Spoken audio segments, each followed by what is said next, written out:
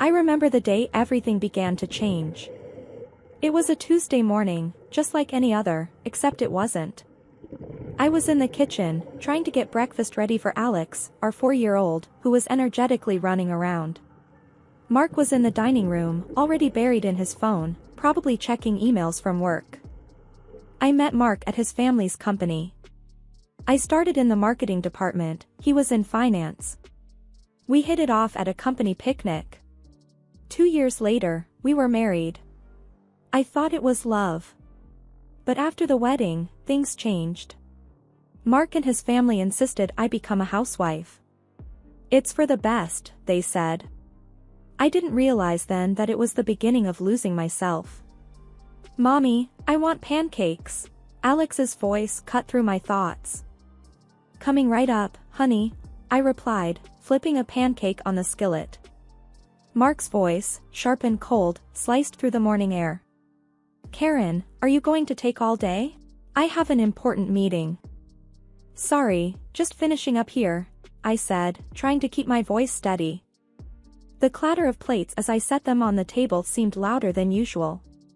Mark barely glanced at the breakfast. This bacon is undercooked, he muttered, pushing the plate away.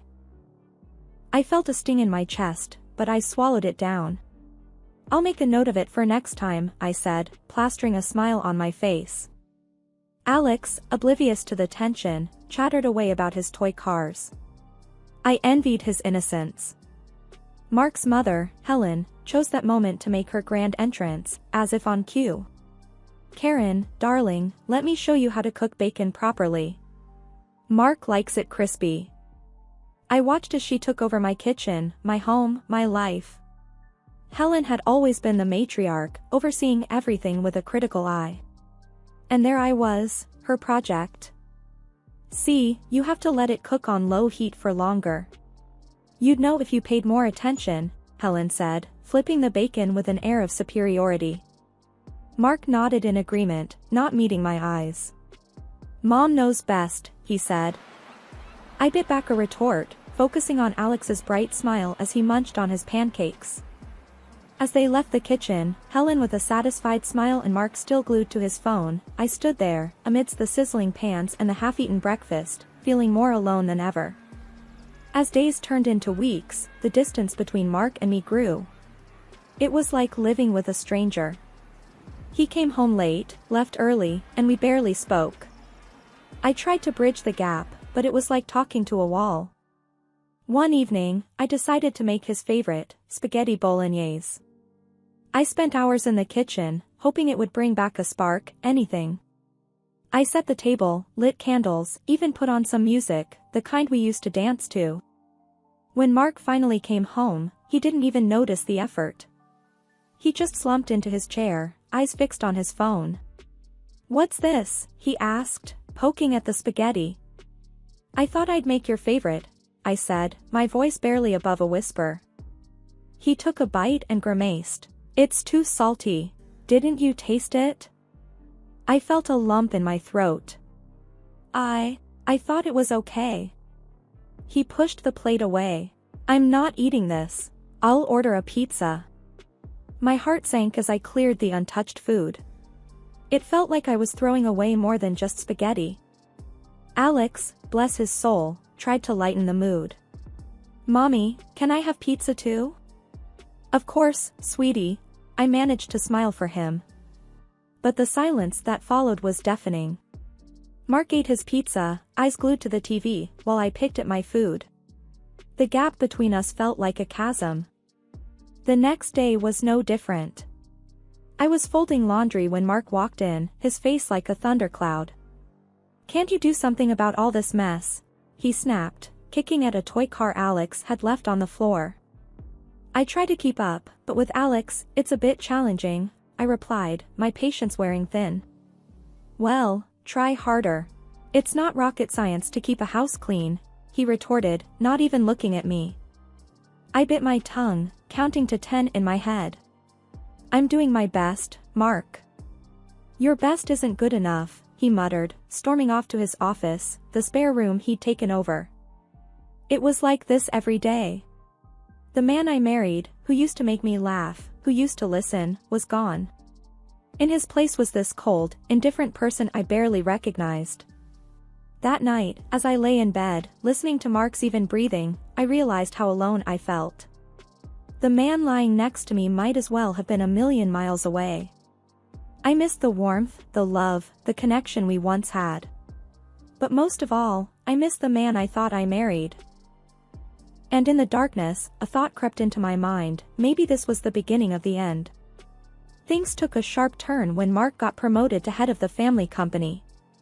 It was as if that title flipped a switch in him. He started coming home even later, sometimes not at all. When he was home, it was like living with a king who thought his castle wasn't good enough. One evening, he swaggered in, reeking of expensive cologne and self-importance. "Karen, we need to talk about your appearance," he said, eyeing me like I was a piece of outdated furniture. I was taken aback. My appearance? What about it? He sighed, like he was explaining something to a child. "You've let yourself go. It's embarrassing. I'm the head of a major company now. I can't have you looking like this." I felt my cheeks burn. "I'm taking care of Alex and the house. I don't exactly have time for a beauty routine." He rolled his eyes. "Excuses. If you cared enough, you'd find the time. Get a gym membership. Do something." I couldn't believe what I was hearing. "So, it's all about appearances for you now? What happened to loving me for who I am?" He scoffed. That was before I realized I could do better. Shape up, Karen. Or I might have to make some changes. I was speechless. The man I'd loved, the father of my child, was telling me I wasn't good enough for him anymore. I felt like I was drowning, and he was the water. The next day, I tried to talk to him about it, hoping he'd been in a bad mood and didn't mean it. He was in the kitchen, sipping his expensive coffee, scrolling through his phone. "Mark, about last night, I think we need to talk," I started, my hands trembling. He didn't look up. "Not now, Karen. I have a meeting." "But this is important. You hurt me," I insisted. He finally looked at me, his eyes cold. I said what needed to be said. "You're the one who needs to change, not me." I felt a tear slide down my cheek. "You used to love me the way I was." He snorted. That was before I realized my worth. "You should too." I walked away, feeling a piece of my heart break off. The man I'd married was gone. In his place was this stranger who judged me, who made me feel small and worthless. That night, as I lay in bed, listening to the silence of the house, I realized I had a choice to make. I could stay and wither away under his contempt, or I could leave and try to find myself again. It was a terrifying thought, but for the first time in a long time, I felt a flicker of hope. Maybe, just maybe, I could be strong enough to start again. It was at one of those overly formal family dinners that I felt the full weight of being disregarded. The dinner table was set like something out of a magazine, but the atmosphere was anything but warm. Mark and his father, John, were absorbed in discussing the family business. I sat there, a silent observer, my presence seemingly forgotten. "The quarterly reports need serious attention. Sales must pick up," John stated, his voice firm and businesslike. Mark was quick to respond, "We're considering expanding our marketing, maybe even breaking into new international markets." Hearing this, I couldn't help but speak up. Marketing was my turf, my passion before I was reduced to just a housewife. "Have you thought about leveraging digital marketing? Social media platforms could be a great way to widen your reach," I suggested, a bit hesitantly. There was a pause, the kind that stretches just long enough to become uncomfortable. Then, to my dismay, John burst into laughter. "Social media? Really, Karen? It's endearing that you want to help, but let's leave the business talk to us, shall we?" Mark joined in with a patronizing chuckle. "Keep to what you're good at, Karen. Let us handle the business." I felt a flush of embarrassment and anger. I have a background in marketing. My suggestions are valid, I retorted, a little more sharply. John dismissed me with a wave of his hand. That was years ago, dear. You're out of touch. You have other responsibilities now. The rest of the dinner went by in a blur of humiliation and anger. Their words stung, belittling not just my ideas but my very identity. I was more than just their perception of me. Later, needing some solace and support, I went to see my dad. He had always been my pillar of strength, the one who always encouraged me to pursue my dreams. Dad, they just brushed me off, like I don't matter, I said, my voice tinged with frustration and hurt. Karen, I've always told you about Mark and his family's nature, Dad replied, his tone a mix of concern and a hint of, I told you so. I know, Dad, but I didn't expect it to be this bad. They treat me as if I'm invisible, I admitted, feeling defeated. Karen, you're not invisible. You're smart and capable. Don't let them diminish you, he encouraged, his voice firm. But I feel trapped, Dad. I don't know what to do, I confessed, feeling a sense of despair. That's when Dad surprised me. What if we shake things up a bit? I've got some money set aside from some successful investments. How about I buy shares in Mark's family company? I stared at him, certain I'd misheard. You're joking, right? No, I'm serious. It's high time someone showed them you're not to be underestimated. I laughed, despite the situation. The thought of my dad, the outsider, getting involved in their precious family business was absurd, yet strangely satisfying. Life, as I knew it, came crashing down one ordinary Tuesday.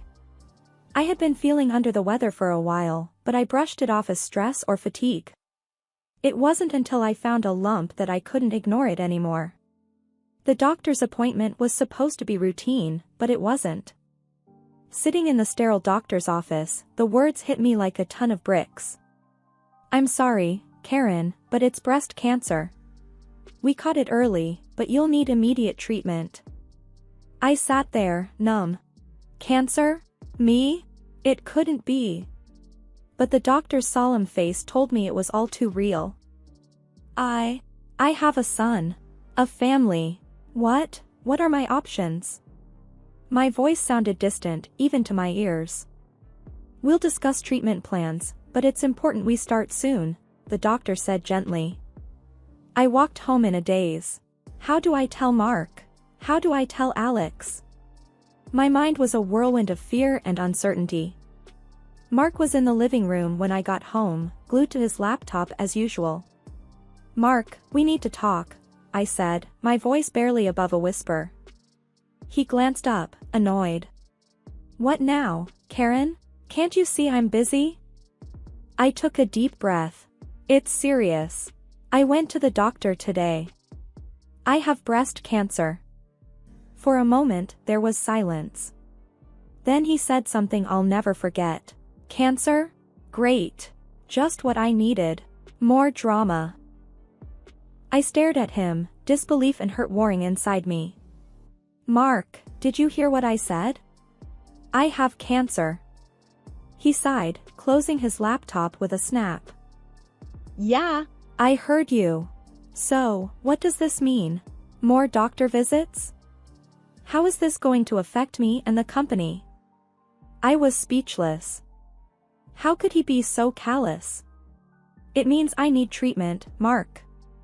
I need support. He stood up, pacing the room. Well, you better get it sorted quickly.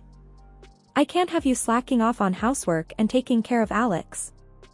I felt like I was in some nightmare. Is that all you care about? The house? The work? What about me? He stopped, looking at me like I was a problem to be solved. Look, Karen, it's not that I don't care, but you have to understand the timing is terrible. We have a business to run. The rest of the conversation was a blur. His words were like daggers, each one cutting deeper than the last. I was alone, truly alone in this. The following weeks were a whirlwind of appointments, treatments, and overwhelming fatigue. I tried to keep up with the house and Alex, but it was too much. Mark's patience wore thin. One evening, after a particularly grueling treatment, I was too exhausted to cook. "Mark, can we order in tonight? I'm just not up to it." He scoffed. "Order in? Again? What do I keep you around for if you can't even cook a simple meal?" It was a crushing blow, not just to my body, but to my heart. The day of my surgery loomed over me like a dark cloud. I was scared, not just of the surgery itself, but of what life would be like after. I would wake up less of a woman, or so I felt. My body, once a source of pride, was now a traitor. I didn't expect Mark to hold my hand and tell me everything would be okay. Those days were long gone, but I did hope for a semblance of support. Instead, what I got was indifference. As I was getting ready for the hospital, Mark was busy getting dressed for work. "You'll be fine, right? The doctors know what they're doing," he said, not even looking at me. "Yeah, I guess," I replied, trying to keep my voice steady. He paused, his hand on the door handle. "Call me when it's done. I've got an important meeting, can't miss it." I felt a lump form in my throat. "Sure, I'll call." The surgery was a blur, but waking up was worse. I felt a void where part of me used to be. My parents were there when I opened my eyes, their faces etched with concern and love. "Mom, Dad," I whispered, tears streaming down my face. "We're here, sweetheart. We're here," Mom said, taking my hand. Mark didn't show up, not that day or the next. He didn't even call. It was as if my surgery, my cancer, was a minor inconvenience best kept out of sight, out of mind. Recovery was slow and painful, but eventually, I was allowed to go home. I dreaded it, not knowing what to expect from Mark. I arrived home to a shock. Mark wasn't alone. A young woman, maybe in her late 20s, was in my living room. She was laughing at something he said, touching his arm in a familiar way. I felt like I had walked into someone else's life. "Mark? What's going on?" My voice was a croak, still weak from the surgery. He looked up, surprised, then his expression hardened. "Karen, let's talk in the kitchen." In the kitchen, he was blunt, cold. "I want a divorce. I've met someone else. You're not the woman I married." I stood there, numb, the pain from my surgery nothing compared to the pain in my chest. "Divorce? Because of her? Because of this?" I touched the bandage on my chest, my voice rising. "It's not just that. You've changed. You're always so sad, so needy. I need someone vibrant, alive. Not this." He gestured at me dismissively. I couldn't believe what I was hearing. "I have cancer, Mark. I had surgery. What did you expect?" He shrugged. "I don't know. But this isn't it. I've moved on. You should too." He handed me divorce papers, still warm from the printer. "I want you out of the house. It's for the best." I looked at him, at the stranger he had become. "Where am I supposed to go?" "That's not my problem. Figure it out." I packed a bag, my hands shaking. Alex was at my parents', thankfully spared from this nightmare. As I left, I looked back at the house, the life, the man I had once loved. It was all gone, replaced by a cold, harsh reality. After the divorce, I moved in with my parents, a shadow of my former self. The betrayal, the surgery, the cancer, it all took its toll. But it was in those moments of despair that something unexpected happened. I was sitting at the kitchen table with my dad, nursing a cup of coffee, the silence between us comfortable. Dad broke it with a question that caught me off guard. "Karen, remember when I said I was thinking of buying shares in Mark's company?" I looked up, surprised. "Yeah, I thought you were joking." He shook his head, a serious look in his eyes. "I wasn't. I went through with it. I now own a significant portion of the company." I nearly dropped my cup. "You what?" He nodded. "Yep. I used my investment savings. It's all legal and above board. I own 80% of the shares now. I was speechless. This was huge. Dad owning a majority of Mark's family company? It was the kind of twist you'd expect in a movie, not real life. But why, Dad? I managed to ask, still reeling from the shock. He took a sip of his coffee before answering. Because no one messes with my daughter. Plus, it was a good investment opportunity. It's a solid company, despite Mark. A part of me was overwhelmed by his gesture, but another part, a part one thought was long buried, felt a spark. Revenge wasn't my style, but justice? That was a different story. Dad, what are you planning to do with those shares? I asked, curiosity piquing. He grinned. Well, that's up to you, Karen.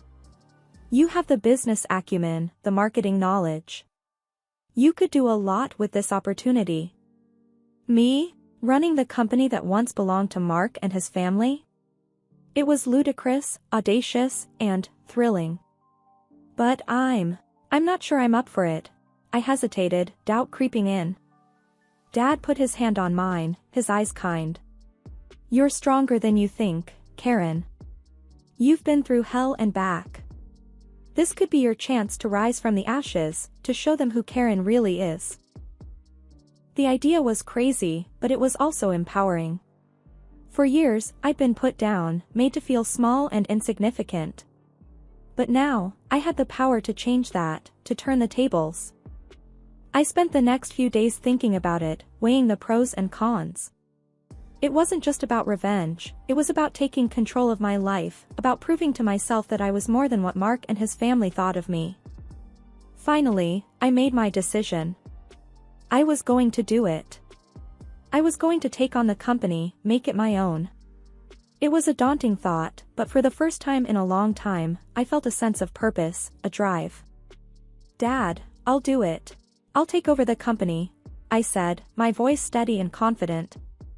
Dad smiled, his eyes twinkling. I knew you would. I'll set up a meeting with the board. It's time they met the new majority shareholder. The day of the shareholders' meeting dawned, a day that would mark my foray into a world I had been shut out from for so long. I stood outside the company building, taking a deep breath. Inside, the board, along with Mark and his father, awaited the arrival of the new majority shareholder. They were in for a surprise. Dressed in my best suit, feeling more confident than I had in years, I pushed open the doors and walked into the boardroom. The looks on their faces were priceless. Karen, what are you doing here? Mark stammered, his face a mix of confusion and disbelief. I took my seat at the head of the table, feeling every pair of eyes on me. I'm the new majority shareholder. Thanks to my father's investment, I now own 80% of this company. There was a moment of stunned silence, then whispers broke out among the board members.